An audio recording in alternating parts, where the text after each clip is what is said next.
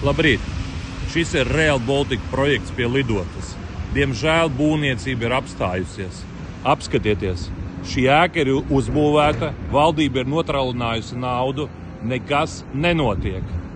Celtnieki nav, ceļamkrāni nav, ko darīt ar šo būvi nav zināms. Vakar valdība runāja, iespējams Viviju vilcienu varētu braukt uz šejieni. Tas nozīmē, ka tiks būvētas parastās vecās sliedes, kādas mums Latvijā ir, un nekādi ātrvilcieni šeit nebrauks.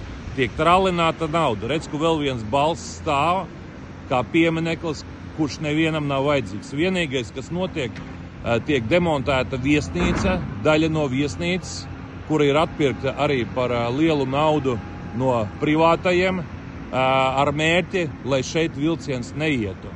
Tā ir naudas izšķērdēšana īpaši lielos apmēros.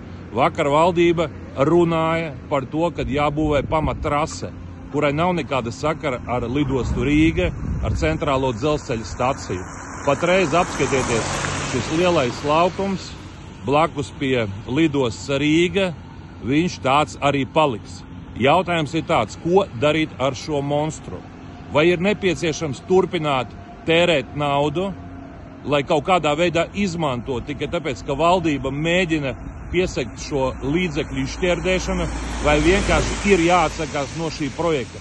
Šis projekts ir bezjēdzīgs, jo brauciens līdz pilsētas centram prasa 10–15 minūtes. Kurš brauks ar vilcienu no šejienes uz centru? Ja nav ātrvilciena, un visbeidzot, viņi pat aizmūdējās vakar valdības sēdē, ka būvēs tikai vilcienu ar vienu sliedi. Tas nozīmē to, ka vilcieni ies ļoti reti, kā jau iepriekš satiksmes ministrija teica, būs 4 vilcieni dienā. Šis projekts ir bezjēdzīgs. Es aicinu valdību apdomāties un apstādināt tālāku rīcību, neinvestēt naudu šajā projektā, kurš nav vajadzīgs.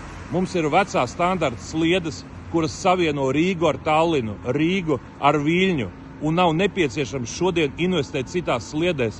Mēs neesam uzņēmušies saistību vēl par 10 miljardiem. Mēs esam notrēlinājuši dažus miljardus, bet turpināt zīt valsti šajā parādu jūgā, tas ir nevis tikai bezatbildīgi, tā ir noziedzīga rīcība. Esmu pilnīgi pārliecināts, ja valdība neapstāsies, tad pēc nākamajām vēlēšanām atbildīgās personas sēdēs uz apsūdzēto soli.